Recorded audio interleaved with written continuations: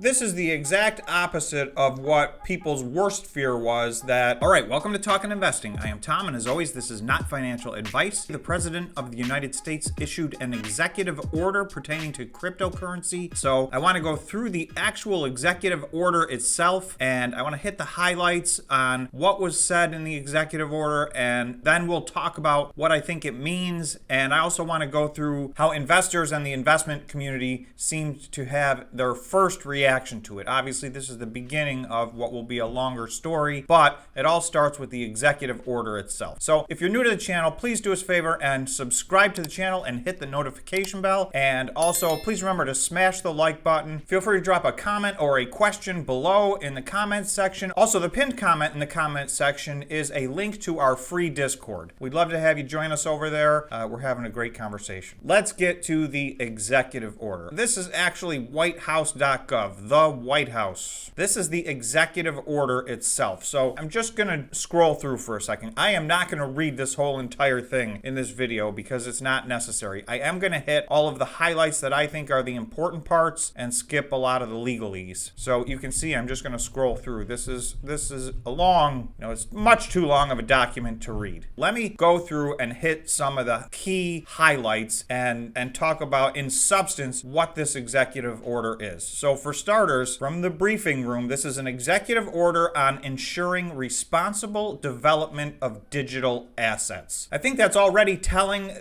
I believe they chose their words carefully there on what to call this executive order. When we get to the end of this, I'm going to talk about how I'm interpreting all of this, and you guys can leave a comment below and see if you think the same thing or if you disagree. March 9th, 2022, presidential actions. By the authority vested in me as president by the Constitution and the laws of the United States of America, it is hereby ordered as follows. There it is. This is an executive order. So I think there's 9 sections. There's really one key section, and that's what I'm going to focus on. We'll briefly just go through and talk about what the rest of them are.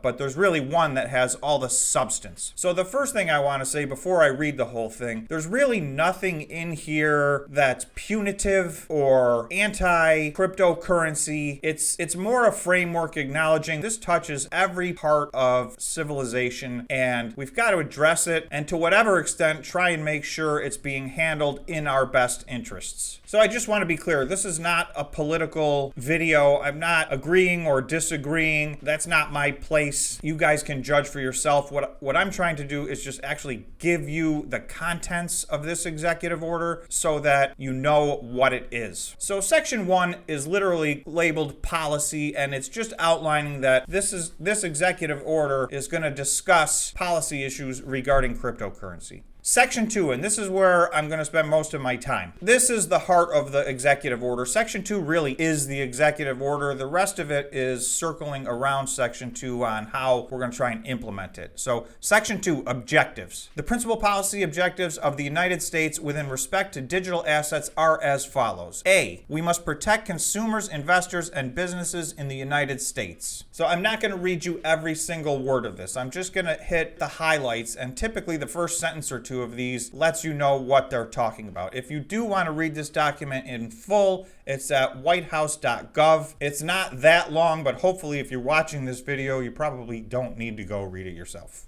We must protect United States and global financial stability and mitigate systemic risk. Some digital assets, trading platforms, and services providers have grown rapidly in size and complexity and may not be subject to or in compliance with appropriate regulations or supervision. So there it is, regulations. So ultimately, that's what this is about. There are going to be crypto regulations. This is opening the door right here, telling the rest of the agencies and the government, we need to have some oversight, we need to have some regulations, and here's the general outline of what we hope to accomplish. So make no mistake, there will be regulations, and again, this is not a political video, so I'm not going to weigh in. I'm not going to get too deep into the weeds as to what the political ramifications of any of this is, but the reality is there's going to be regulations one way or the other. And for me personally, I believe that the longer it takes them to make these regulations, the more fear, uncertainty, and doubt sits in the cryptocurrency markets. When we look at some articles on the coverage of this, most of the industry insiders felt like this was a positive step. This was opening the conversation, a conversation that we know is going to happen, that needs to happen. Basically, this was received very well, including by investors. C, we must mitigate the illicit financial and national security risks posed by misuse of digital assets. And they then go on to explain the variety of illegal or illicit activity that could take place, including money laundering and things of that nature. So they're addressing the fact that that's a risk, that's a real risk, and we need to make sure we're doing everything that we can to protect, the government and the people. And in this instance, they're talking specifically about national security. So obviously that makes sense. All right, D, we must reinforce United States leadership in the global financial system and in technological and economic competitiveness, including through the responsible development of payment innovations and digital assets. The United States has an interest in ensuring that it remains at the forefront of responsible development and design of digital assets and the technology that underpins new forms of payments and capital flows in the international financial system, particularly in setting standards that promote democratic values, the rule of law, privacy, the protection of consumers, investors, businesses. It says it all right in the beginning here. The United States wants to reinforce a leadership role in this. As most of you know, the US dollar right now is the world currency, and that's one of the big fears with cryptocurrency getting larger and larger. So the United States wants to maintain some kind of leadership role. So, this is a document from the President of the United States, so it makes sense that this is a part of their initiative. E, we must promote access to safe and affordable financial services. Many Americans are underbanked and the costs of cross-border money transfers and payments are high. The United States has a strong interest in promoting responsible innovation that expands equitable access to financial services, particularly for those Americans underserved by the traditional banking system. So you can see they want to make this fair and equitable is what they're saying, and there's a lot of people that the banking system doesn't necessarily accommodate at this time. So I'm just going to point out as I go through this, you can see this is a true acknowledgement that cryptocurrency is here. It's happening. This is the exact opposite of what people's worst fear was, that this was going to be some kind of punitive document to try to block the growth of cryptocurrency or interfere with it in intrusive ways that would change the nature of cryptocurrency. So again, and I guess I'm inserting my own opinion a little bit here, this is a fairly generic document. All of these things to me have been fairly reasonable and obvious. Okay, F, we must support technological advances that promote responsible development and use of digital assets. The technological architecture of different digital assets has substantial implications for privacy, national security, operational security, and resilience of financial systems, climate change, the ability to exercise human rights, and other national goals. So this is important. They're saying we must support technological advances. And then they're talking about they want to promote the responsible development of these digital assets. So again, every single one of these reinforces that this is a very big formal acknowledgement that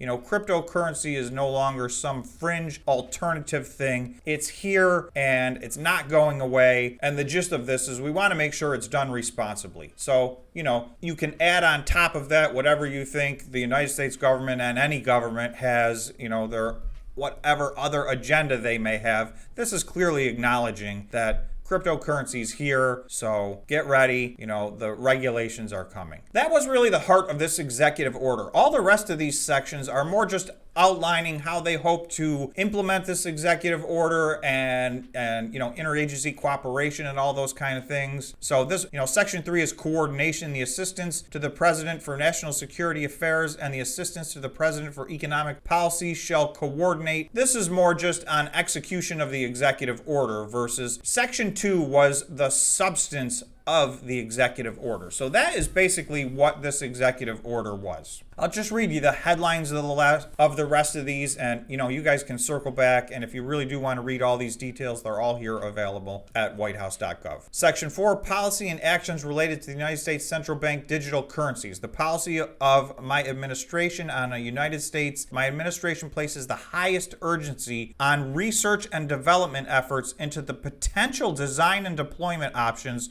for a United States CBDC. This is saying we need to seriously take a look at a United States CBDC. Other countries have already done this. I don't know if the United States is going to do this or not. I don't. Either way, in my opinion, it is not really competition for Bitcoin and other cryptocurrencies. So I think it would be more competition for other countries' CBDCs versus competition for, say, Bitcoin, for instance. And again, that's just my opinion. Let me know below if you guys think something differently or if you think I'm misinterpreting this. Section 5 is measures to protect consumers, investors, and businesses. So, it touched on all that in Section 2. This is elaborating further. Section 6, actions to promote financial stability, mitigate systemic risk, and strengthen market integrity. This section goes into detail. Again, all this was discussed in Section 2, but this breaks it down into more detail of what plan they're looking for over the next, between anywhere from 180 to here 210 days. Most of this is a description of how the president wants this executive order executed, basically over the coming year. And lastly, Section 9 is definitions. this is just the legalese part of it. It defines a lot of the terms used in this document. So, again, you're welcome to read. You can see this would have taken me an hour if I had read the whole thing. So what I really wanted to do was just get through that Section 2 and explain what it was. I want to take a quick look at what some of the headlines were related to this. So the Wall Street Journal says Bitcoin price surges on Biden's crypto executive order. So the Wall Street Journal felt like this was positive. Bitcoin had a surge today. This is from Yahoo Finance. Crypto players hail shot in the arm from Biden's executive order. So again, this was received positively here in this article as well. And I think a lot of what everybody's basing this on are two things. Number one, Bitcoin reacted very well to this today, and that's a very short-term thing. So we'll see, this is going to play out over a long time. These regulations won't be finalized for a long time, but I do think that this initial opening statement here was important in that it's acknowledging cryptocurrencies, and in no way does this seem like it's leaning towards something punitive or something that's going to try to eliminate cryptocurrencies. So the USA Today said Biden signs cryptocurrency executive order hoping to advance a digital dollar and other innovations. So the digital dollar obviously was one of the big pieces of this, and that's undecided. We don't know where that's going yet. CBS News, basically the same thing. Biden issues executive order to explore cryptocurrency like digital dollar. So a lot of the mainstream news is just focusing on this potential crypto digital dollar. This is from Kiplinger. Kiplinger puts out a letter once a month. They've been doing this for 100 years, and their response was Biden's cryptocurrency executive order paves the way for regulation. But they then go on to say, while regulation has infamously gotten the bad rap that it kills economic activity, this could be an important step in helping cryptocurrencies develop into a more vibrant market. So to me, that says it all. I agree with Kiplinger's assessment here that this was a very necessary step. It has been long anticipated. It's here. So hopefully I've given you a reasonable summary of what was in this executive order. Again, if that wasn't enough and it didn't make sense, you can go to whitehouse.gov and read it for yourselves. So thanks so much for watching, and we will see you in the next video.